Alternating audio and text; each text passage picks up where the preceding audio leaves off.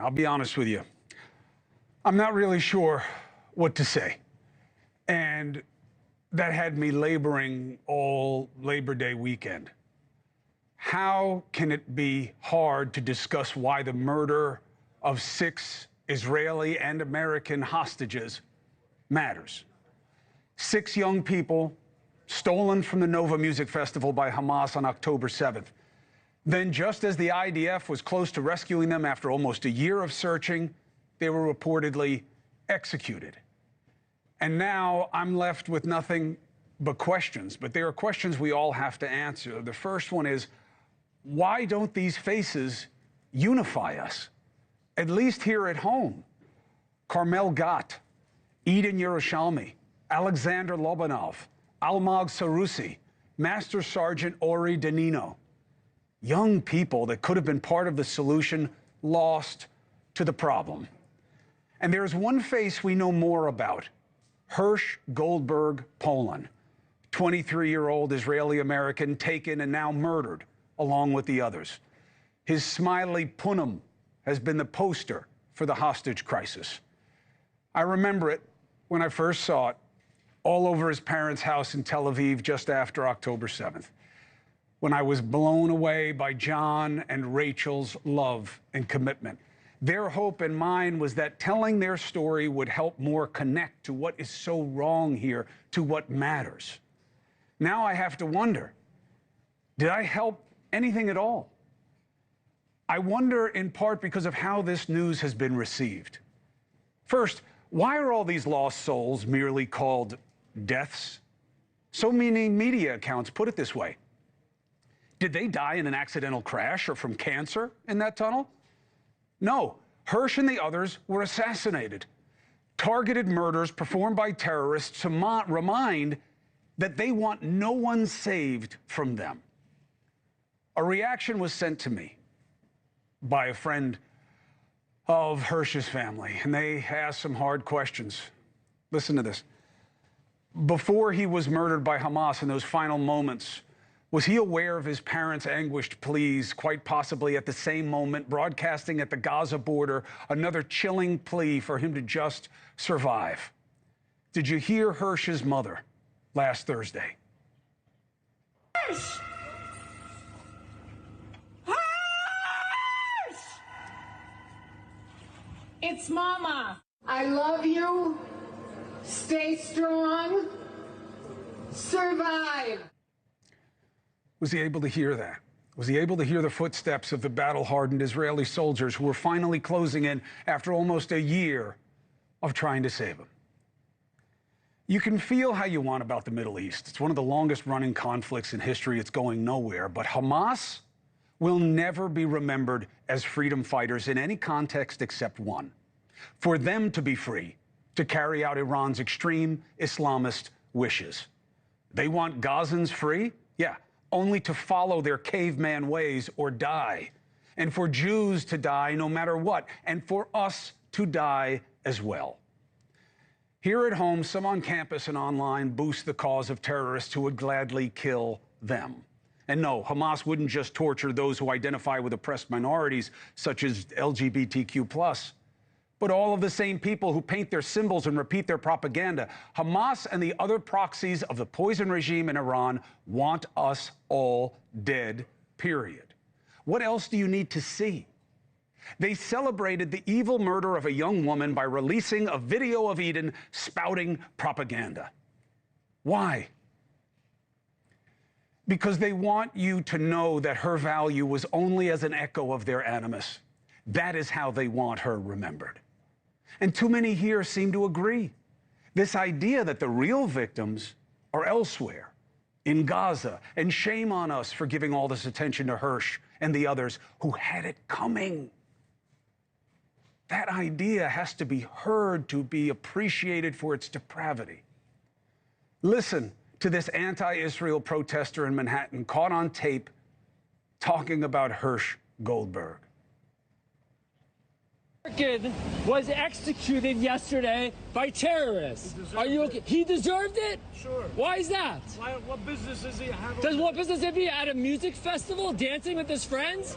Israel killed him. Israel killed him? Hamas. And you're supporting terrorists like that. You are. Oh, it's only one. It's not just one. It's representative of a kind. And we know where they're getting it. Look at this Twitter thread that I found. So I'm looking for what's missing. Where's the discussion about the hostages and why this happened?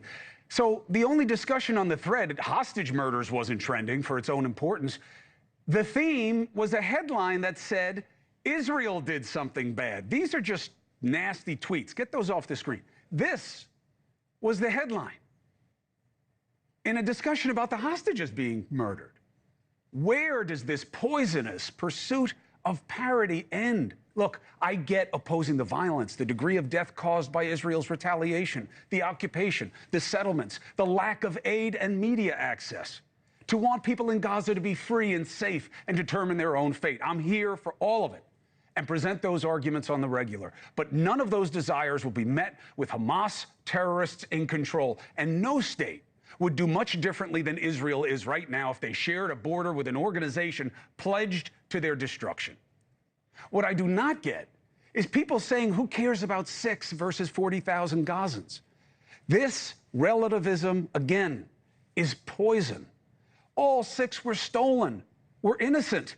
You can't say that about all in Gaza. And the bigger problem is that but for these 6 and the others who were stolen as part of one of the worst massacres in Israeli history, you don't have the 40,000.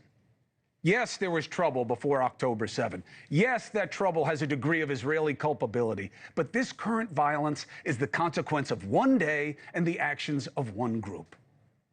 And for the Israelis, these murders made deeper the festering wound opened on that day.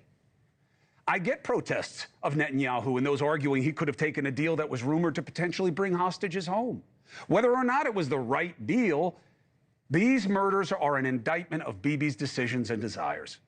Yes, these murders rightly motivate the outrage there that Bibi and his far-right regime are feeding off this war to maintain power and do not reflect the Israeli people's appetite for this to end. But be clear, we are not a new prime minister in Israel away from peace, are we? Certainly not now. Here is what seems horrible but true. I don't believe there is any amount of suffering, any amount of death that would be enough to say enough. And the reason for that is now clear to me. Nothing can get better while we have a selective preference about who it's okay to kill. While we have different rationales for right and wrong depending on who dies. As long as some deaths move us in a way others don't, there will be nothing approaching peace there or here, by the way. Either it all matters or none of it matters. Either we all matter to one another or no one matters to anyone. The dead in Gaza matter. The 6 being murdered matter. Move to what we do to stop it rather than compare killings. And the reality hit me when Hirsch's father said what he said at Hirsch's funeral. We failed you, Hirsch. I had an instant rejection to that idea. He was wrong. John, I love you. You are wrong about you and your family. You have only succeeded, brother, in raising a beautiful kid who had the right things in his head and in his heart by you and Rachel being a lodestar for putting pain to a greater purpose. To show us we lost our grip on our collective respect for humanity. You are wrong about you, but you are right about many of us. We must make these murders matter. There is relatively way too much quiet about what happened. Let this be the catalyst that drives leaders to demand Hamas give the hostages back, American and others, and then you stop the fighting. No leader should be silent now. And we don't need to hear condolences and cloying nods to peace. What are they going to do to make it stop? Or do you just want to wait for it to be all the Americans are dead? Last point on what was lost. Often I hear that with every Gazan killed, Israel has new enemies because you have all the loved ones. But there's a much bigger price paid in the potential loss. The Gazans who could have driven Hamas out, who wanted a better life free from that oppression. The Israelis who could bring better. This is the lesson of Hirsch for me. Did you see the reel of the family before Hirsch was taken? Maybe this is why it hit different. He wasn't just an innocent, not just proof of how evil October 7th was. As a friend of the family put it, somehow his survival represented a last strand of hope that something precious could be saved out of all this destruction. And not just because of how he was taken or murdered, but because of how he lived and what he wanted. Hersh was only 23, an Israeli and an American, and a sympathizer with the plight of the Palestinians. He wanted to do the work to be a bridge. He was hope for a better future. So here is my Kaddish, my prayer for the dead. John, Rachel, Zikrono Livraho, may his memory be a blessing to you. To the families of Eden, Carmel, Alexander, Almag, Ori, Zikronam Livracha, may their memories be a blessing to you. And to all of us, Baruch Dayan Hay Ahmet, blessed is the true judge. And the memories of the murdered should be a blessing to us all, allowing us to see the truth.